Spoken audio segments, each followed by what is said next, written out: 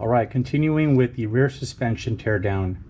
Next step after removing the trailing arms is to remove the spring plates and the torsion bars, as well as the hardware holding them in. And the first thing you need to do is loosen these 3 bolts. 1, 2, 3. And remove this bolt completely with this little sleeve that is underneath it. This is a hard stop for this spring plate, and it's currently kind of a limiter for the spring plate to stop right there. And what we want to do is we want to remove this bushing or hard stop here to allow the spring plate to move beyond the bolt and essentially sit at its natural state with no load on it. That way we can measure its angle in relation to the body, and we know we have a reference angle so that we can install the new torsion bars in there, and we know we have a reference angle to set the new spring plates at as a starting point, so that we get somewhat close to the original ride height.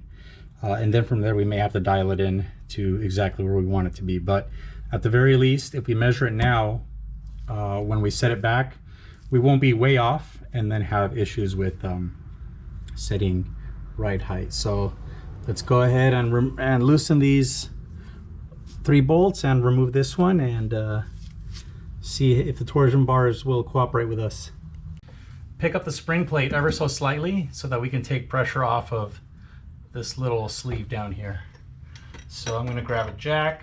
I don't know if you can see it in the view, but I'm going to pick it up ever so slightly.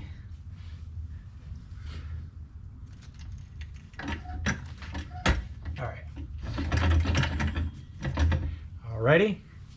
Now it's off a tiny bit, maybe like a 1/8 of an inch or something. And now let's see if we can crack these bolts off. This turns easily. Let's check this one. Also turns easily. This one as well. How about this guy back here? This one also.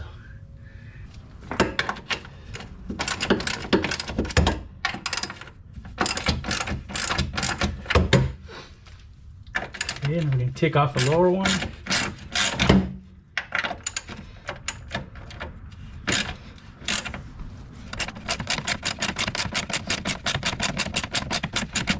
Okay, bolt out, spacer.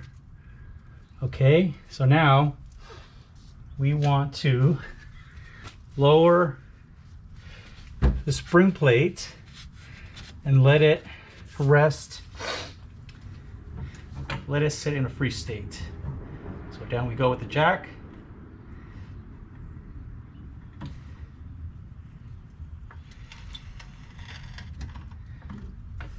Okay.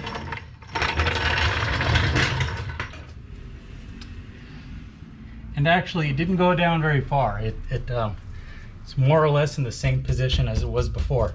But now we have the spring plate sitting in its free state. And now we can measure the angle here relative to the ground, and measure the angle of the chassis as well, so that we can then have a reference to set the new spring plates and torsion bars. Okay, so just for reference, here's the angle of the spring plate on the door sill. That's about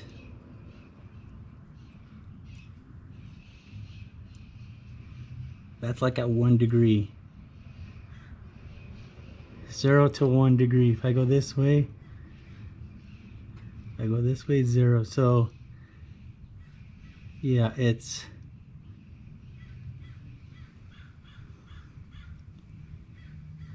I'm gonna call that 0 to 1 degrees. Now if we move it back to the spring plate in its free state. It's sitting at approximately, from my vantage point, 32 degrees. So if we subtract 32 minus 1 degree from the door sill, then we want to set this spring plate at 31 degrees from horizontal. And I'll check the same thing on the other side just to make sure there aren't any differences left to right. After measuring these angles, now we're going to remove the rest of the bolts.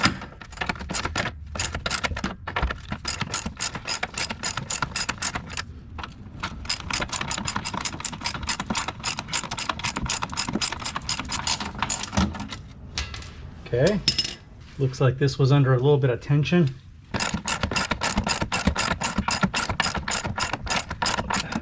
Gee, these things are... Okay, last one.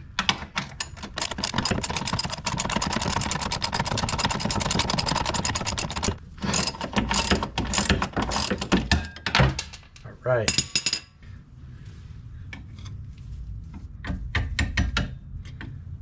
I think we can pry this plate off. Ew, gross. There's a bunch of scrapey, gross noises in here. Okay, that's strange.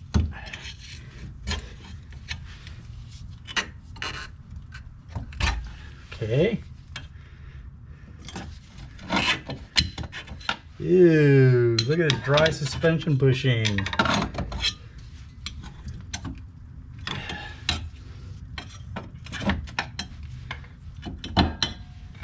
Okay, there is the outer bushing in all its glory.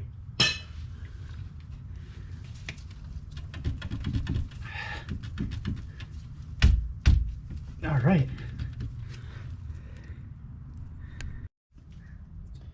So now the next thing we have to do is take the torsion bar and then we pull it out through this hole in the body right here.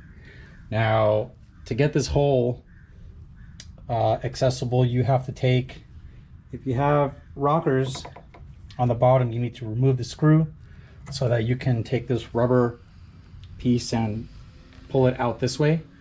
And then you take this painted cap, fender cap, remove this nut on the back side, and you should be able to extract it, and now you'll have a big gaping hole from where you can withdraw the torsion bar.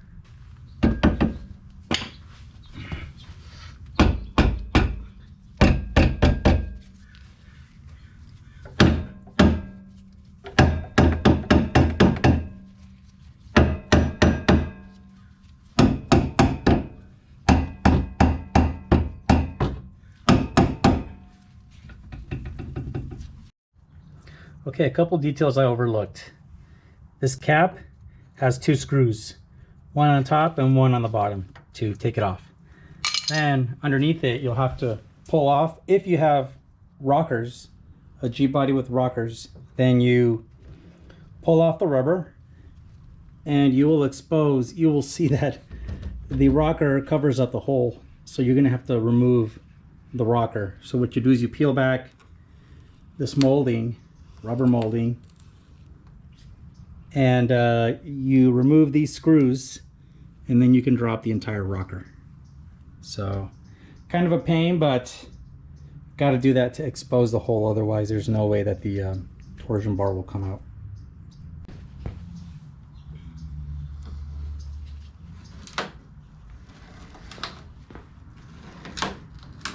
Look at all this dirt.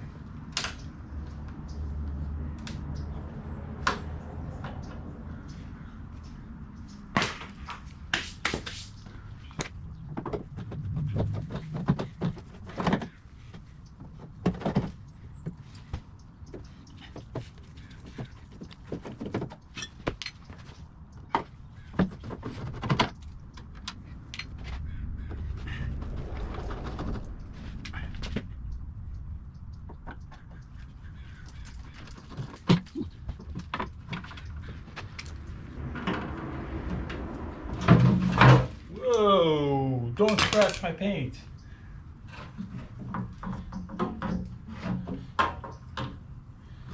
Okay, rockers off.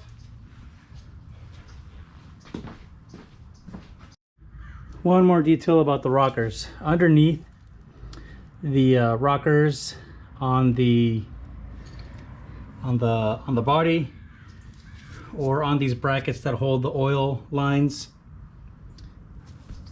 oil cooling lines on, there are 3 bolts, 1, 2, and 3, that technically are attached to the rockers. So the rockers won't come off until you take those out. But my rockers are so tweaked from people beating them up with floor jacks and stuff that they weren't even touching. It's quite sad. I have to figure out a way to straighten these out. But yeah, make sure you, if your car is in better shape than mine, make sure you take off these 3 bolts in addition to the screws holding it to the body. Okay, so here's my method and progress so far. So I took some, I don't know where the splines are in this stack. We'll find out after I take the whole thing off, but I did soak this inner bushing in penetrating oil in hopes that it would somehow work its way down to where the splines are on the end of the torsion bar to be able to work this out. Then I back and forth everywhere, and slowly started seeing the gap open up and get a little more loose like this. And I stuck a pry bar under here and started working it until eventually I was able to get this to slide out, and now this is loose. Oh boy, no wonder we have this hole here. So now I can get this out far enough past the hole in the fender to draw it out. Thank goodness. So now this is out of here, and oh wow, the splines are way over here. The splines are back in this side under this cap. So yeah, keep wailing on it and try to break the splines loose from the inside of this cap. Then eventually it'll come out. In the case where this is rusted to this and the whole thing comes out, man, then we're kind of in trouble, because we have to figure out a way to free them while this is not attached inboard. So this is the best case scenario. Thank goodness. Now I can get in here and give this a little bang, bang, bang, and hopefully it'll come out from the splines inside. So I managed to get my rear torsion bars out off camera. It actually wasn't that difficult. I was doing it off camera to minimize watching all the pain and suffering that I was about to go through, but here is the method that I used to get them out relatively painlessly, assuming that your torsion bars are not rusted into the car. I clamped 2 vice grips, one next to the other, so that they hopefully together will prevent each other from sliding outward. Then I bought a proper automotive pry bar and stuck it in here and very carefully wedged it behind the vice grips and just levered to create an axial force straight out, and that ended up doing it rather surprisingly easily on both sides. So yeah, try that. Get a proper pry bar and something to clamp onto the the torsion bar here and just pull straight out. And you could probably scooch them out little by little until they finally release from the inner splines in the body, and you are good to go. One final thought here on the torsion bars. If you plan on reusing these, do not put vice grips or clamp on the splines, because you will mess them up and there's a chance that they may not be able to reassemble into the female splines on the inner and outer part of the car. So don't do that. If you do get them messed up, you'll have to get like a needle file and very carefully touch these up so that they are nice and clean teeth. Also, where you ended up clamping on the shank of the torsion bars, make sure that before you install them back in the car that you touch them up with touch-up paint. That way you don't get rust propagating in the torsion bars and potentially causing a sudden failure down the road while you're driving. So make sure you touch those up.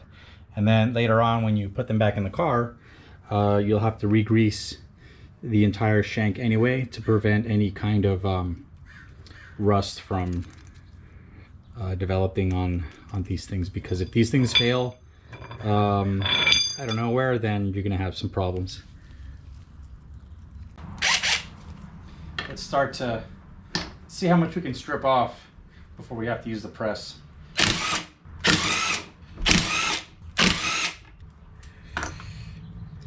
Plate comes off.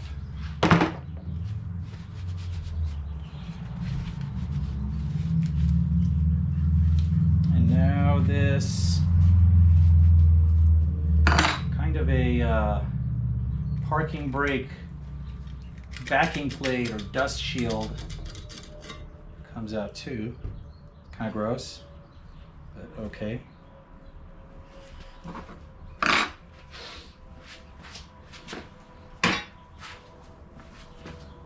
And there's not much else we can do in here. We got to pull out this bearing and pull out this trailing arm bushing. So, and this one is screwed up because my hub is still on here, so I have to figure out how to take this one off. So I've got a bit of a dilemma here on this hub that had, on this trailing arm that had the hub stuck to the bearing. And the problem is that I can't pull this out because this is rusted to the bearing. I tried the same socket method as before. It is not budging at all. So I'm gonna see if there's a way to push this hub out complete with the bearing. The problem is that the bearing has a bearing retainer plate with 4 bolts on it. So I think what I need to do is unscrew these bolts a few turns, as much as they will go, you know, to create a gap between the back of the bolt and the front of the plate. And that's how much play I'll be able to move the bearing out. Then I can come back and tap the bearing, the entire bearing itself, out of its aluminum bore here, and keep opening these screws up a few more turns. Tap, tap, undo the screws, tap, tap, undo the screws until the whole thing falls out. Then once it's out, I can find a way to separate the hub from the old bearing. Worst case, I buy a new hub, since I'm gonna get a new bearing anyway. But the important thing is that we gotta save this trailing arm. Yeah, these are not cheap. So let's see if this works. I don't see any other way to do this. I tried prying, hammering, heat, and that bearing is just stuck to the the hub. So let me see if I can just get the entire bearing out and unscrew these screws one turn at a time. So let's try that, and we'll see how it goes. Okay, so what I'm gonna do is I can unscrew these bolts on the bearing retainer plate. Let's see how far. I'm gonna estimate like a couple turns based on the gap between the bolt and the back of the hub. So I'm trying to create a gap. Oh yeah, I've got like a 3 or 4 millimeter gap. Okay, now, so just so you're clear, I've opened up this big gap here. That's how much the bearing can move. That gap between the plate, that gap under the bolt. So now I should be able to come back here and tap the bearing out until this gap is gone, and then I'll repeat the process. Unscrew it a few more turns and tap this until the whole thing walks out.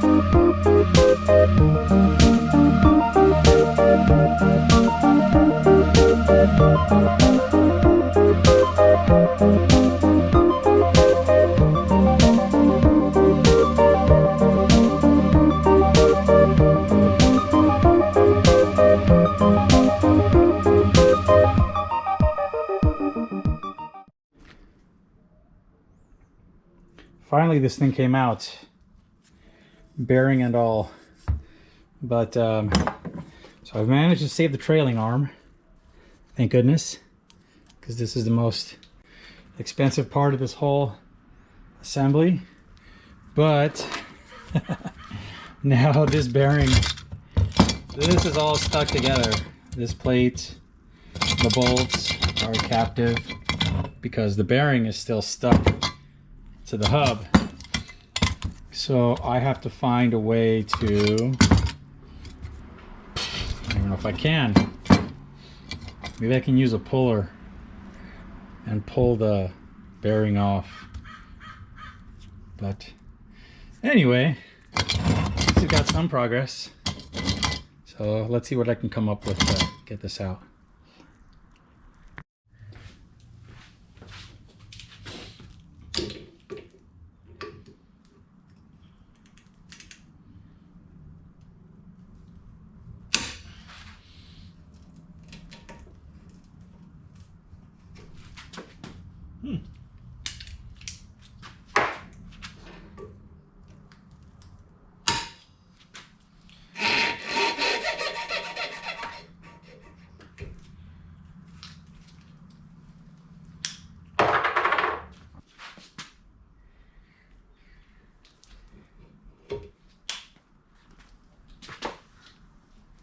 Okay.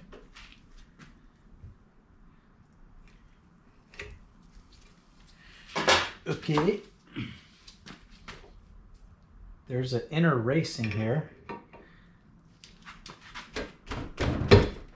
that I need to figure out how to cut out or press out.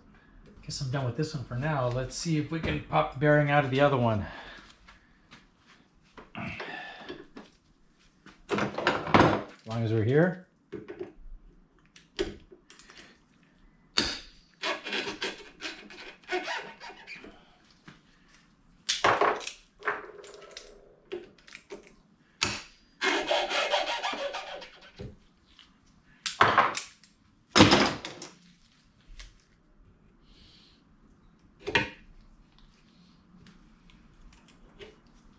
Okay.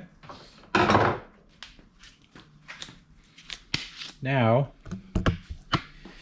as long as I have this bearing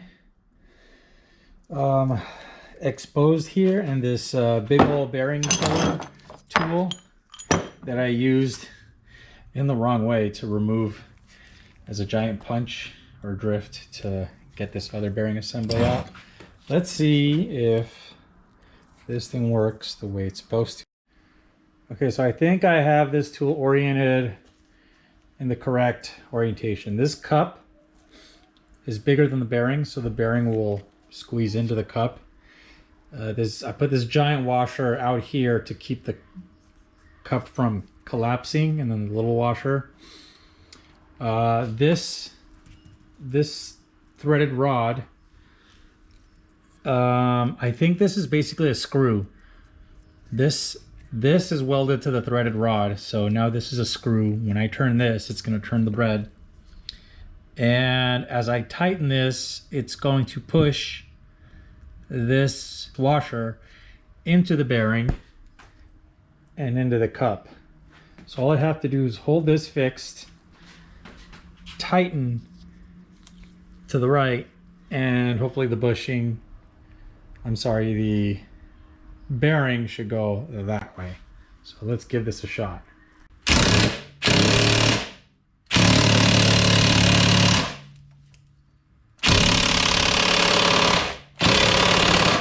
Wow, it's barely moving. Okay, so my impact gun was not strong enough to get this thing turning, but the tool should work if you use a ratchet, preferably a nice long ratchet. That way you have more leverage and you can speed it up. But it seems to be working, so let's keep turning and see what happens.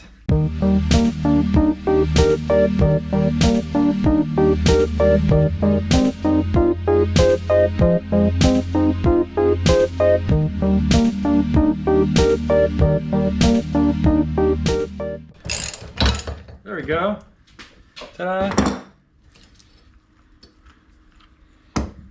Hey, this thing worked pretty well. But I have absolutely no idea if this has a part number or if this is even commercially available or anything. I found this on Pelican Parts, the classifieds, through another Porsche owner, and yeah, that's how this thing works. If I find any info or a commercially available version of one of these, I will put a link in the description. Otherwise, I mean, there's not much else to it. It's just a bunch of washers, a threaded rod, or a screw, a bolt, a bunch of washers of many different sizes. One big enough to push the bearing out, like that. One big enough to, I think, push the bearing back in. That's what I assume this giant one is for. And then a cup that is big enough to go over the trailing arm hub here, and big enough to capture the bearing like that. So, hey, what do you know? Did the job. You can also do this on a press, obviously. Orienting this so that you press the bearing out this way, but there's not much really to show there video wise, but yeah, that's how you use this tool.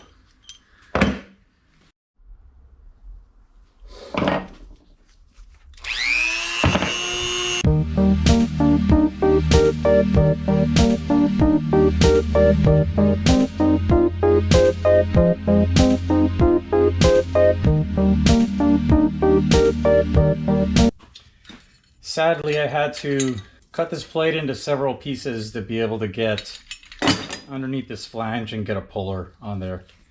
And I had to do this to either get a puller under here or get some arbor plates under here to be able to press it out. So it is what it is. And we're gonna convince this guy to pop out.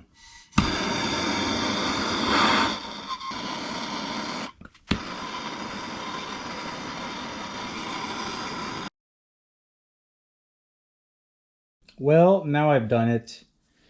The inner race of this bearing was split into two pieces, and the one I was pulling up against came out, and the inner one is still stuck. And there is a tiny, tiny, tiny lip under here. Not a whole lot for me to grab onto.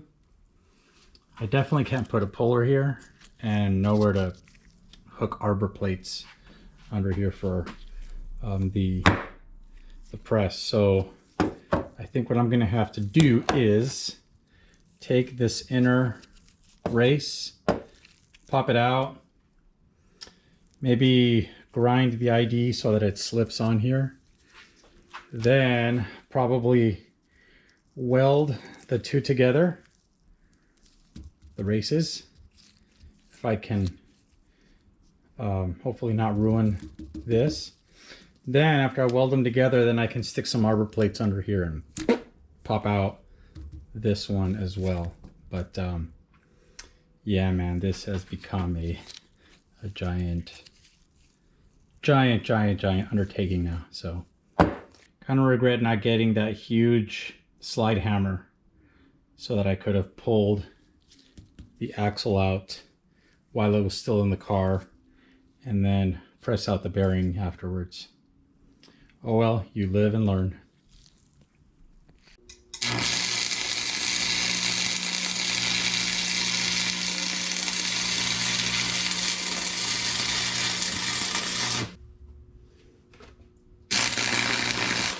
Oh, my sock.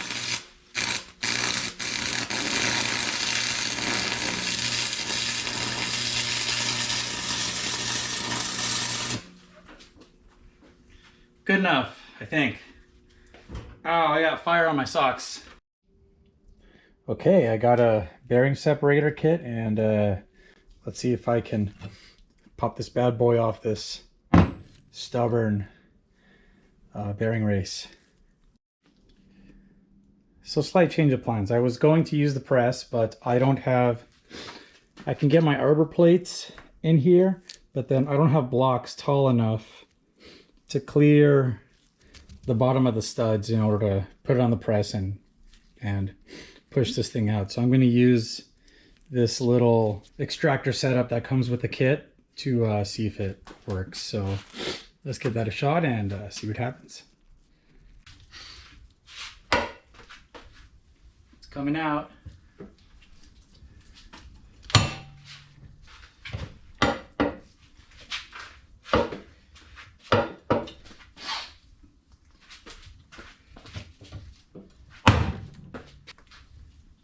My weld cracked. That's okay.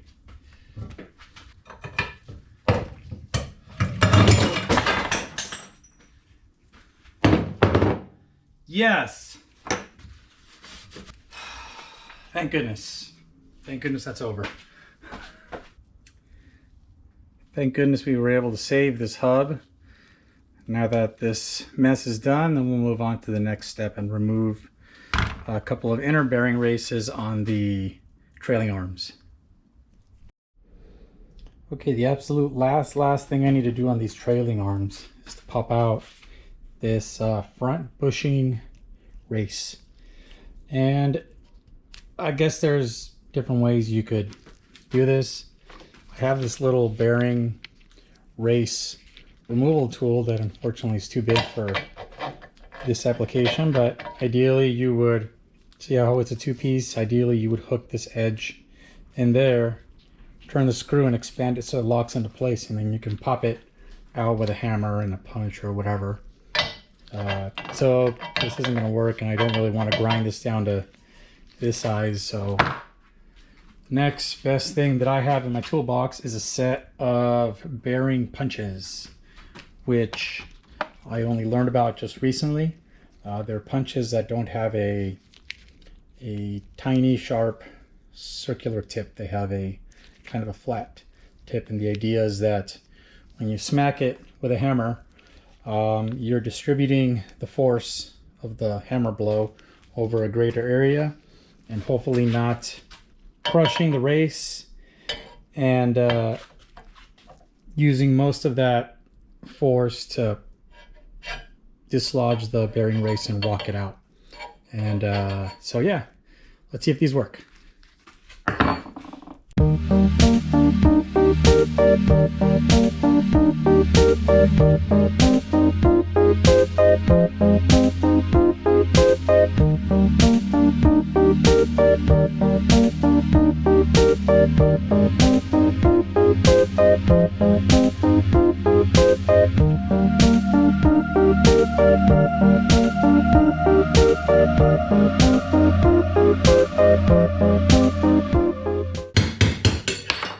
Finally, geez.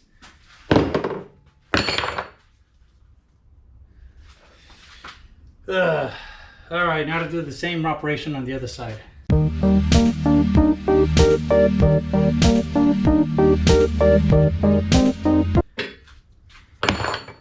If we now get a socket that is that size.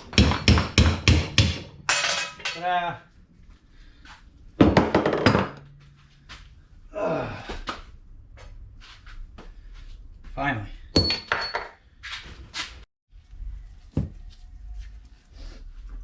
So I thought I wasn't going to have to mess with these, but it turns out that the elephant racing parts only replace this short plate, and I still need this big plate, so I'm going to have to take them apart, separate them, and remove at least this bushing. So let me get that going, I suppose.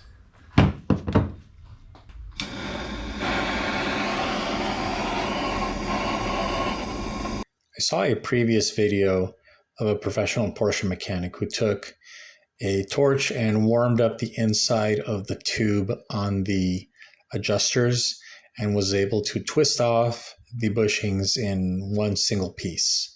It was pretty impressive the way he did it. I didn't have that much luck, but fortunately I was still able to remove them in chunks with a sharpened junk screwdriver and some pliers and a little bit of patience. There we go, finally. I can just clean off this plate and reuse it for the elephant racing stuff. So after making a big mess, this is pretty much the result that I want to have. In my case, since I'm doing the elephant racing adjusters, I only need these plates. So cleaning these up as best I could and scraped off the rubber with a little razor blade and degreased them as best I could. If you're doing a stock rebuild, then you're going to have to take these adjuster plates and scrape off all of the rubber bits until you get a nice clean surface so you can put new bushings on. Kind of a messy process, but it's not too difficult. So that's a wrap for today. I gave up after the third bushing. Do this fourth one later. These are just going to go in a box since I'm going to use the elephant racing parts. But these are pretty clean, and this is probably as good as they're gonna get. Might give them another degrease, but now all the teardown is officially done, and now we can start to put stuff back together. And last but definitely not least, I still have my shocks dangling from here, and on my car I have no AC, so Over here to the left of the engine, there is no blower or tubing here for the HVAC system. So I have direct access to this top bolt or top nut here that you can remove in order to drop the shock out from underneath. On the right side of the engine, this will be more similar for most cars. There's typically a bunch of stuff back here, like on CIS, there's you know, the airbox and the fuel distributors in the way. I think the Carreras have a big airbox over here as well, the 3.2s. I'm not sure about the 3.6s, but there's stuff in the way. Here I'm gonna have to remove the two, one or both of these oil breather hoses that are in the way in order to get to the nut back there for the right shock tower. But it is just a single nut. Maybe you can maneuver your hand back there with a box wrench or a ratcheting wrench and spin that off and pull the shock out from the bottom. But yeah, that concludes disassembly of the rear suspension of a G-body and earlier 911. I hope this has helped you out. Thank you very much for watching. Please support the channel however you can by clicking the links in the description or going to my website to support by buying some of my Porsche products, or hit the donate button, or whatever you want to do. Thank you so much, and I'll see you on the next video. Take care. Bye-bye.